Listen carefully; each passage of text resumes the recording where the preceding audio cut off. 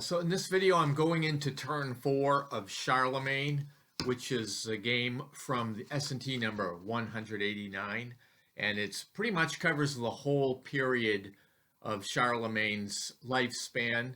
And so turn 4, I believe, is 786 to 790. And things are going, I think fairly historical this time. I'm still going to focus on subduing Saxony as the empire.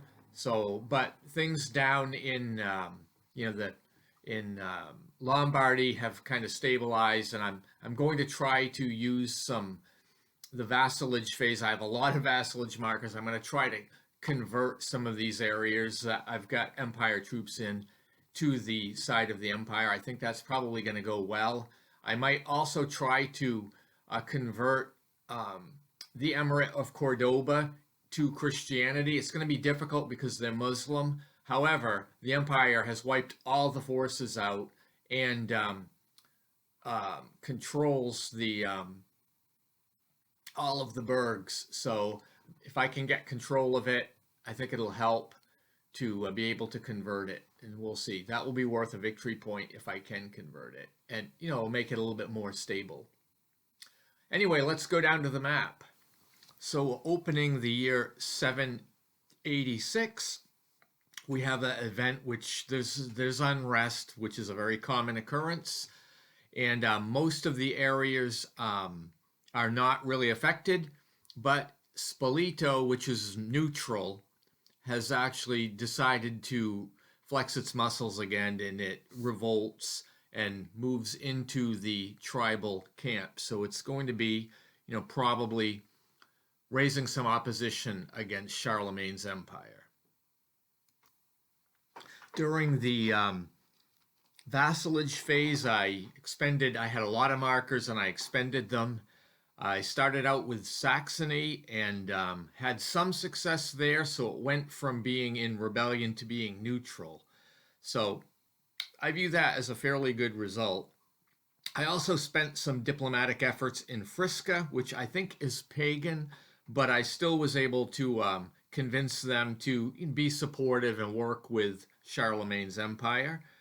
I also have already conquered the Emirate of Cordoba, in the sense of occupying all the burgs with and really wiping out all of their armies. But the diplomatic efforts went very well there. It took a little bit of effort, but it became empire controlled. And then, of course, empire forces occupy St. Peter, the Republic of St. Peter. So I spent some diplomatic efforts there. It wasn't too difficult to get them into empire control either. So things are looking really good for Charlemagne right now. Also, I spent some money on diplomacy and, influence and things like that, and bought up a bunch of stratagem. And then during the building, when I was able to levy, I built a civilization in Paris. So, this is going to just add to the empire and to the popularity of Charlemagne. And then I expended whatever I could of my missionary markers against trying to convert the Emirate of Cordoba from Muslim to Christian. So that's a tall order. That's a very difficult conversion. And using my my espionage chit, I was able to see that, anytime I play a missionary marker, these guys are the tribal player, the chaos player, can counter it with a missionary markers. You got a bunch of them. So anyway, I worked on making attempts, and I got a lucky die roll, and actually the Emirate of Cordoba converted to Christianity. Amazing.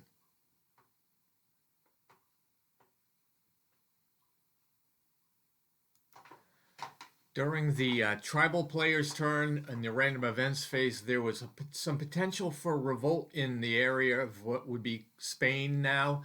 But the Emirate of Cordoba, there was some unrest there, but there was no revolt, partly because the empire occupies all the burgs, and it had converted Christians, so that made the revolt less likely. However, Astorius, up in the top corner there, did have a revolt, and they've reverted to being neutral rather than part of the empire. So I don't think that's going to have a great effect on this turn. So there wasn't a whole lot that I could do with the tribal player because pretty much at this moment he only controls the Byzantine forces, and they're spread all over the place. And I just didn't really want to invest too much in them. I had a bunch of missionary chits, and because I controlled the Byzantine area and it was Christian, I tried to convert it, but the Empire had treachery chits, so they were able to delete a bunch of my missionary counters. But I did make the attempts. I tried to, you know, make low odds attempts because if you fail at conversion, I mean, fail badly enough, they get the other player gets to draw a free chit. So it's a real catch-22. So I tried to use more subtle attempts by not maxing the chart out. Anyway, I really didn't do a whole lot this turn with the tribal player, and I mean, the game seems like, I mean, it would be over except for the random events phase can cause chaos. So every time you hit a random events phase, you don't know who's going to revolt. So that's one of the equalizers in the game, and there's some bad omens that can come up that cause a player to lose all of their stratagem chits. So that can somewhat rebalance the game. Anyway, that brings the turn to a close. I think it's 790. So quite a bit happened here, but basically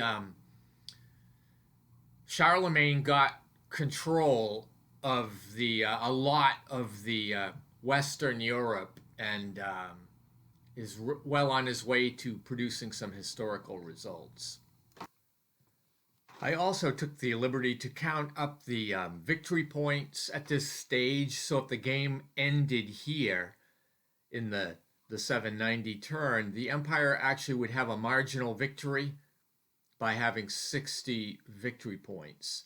So, the game's not over by any means, and because of the chaos that's designed in this system, as I think fits very well in the Dark Ages at this level.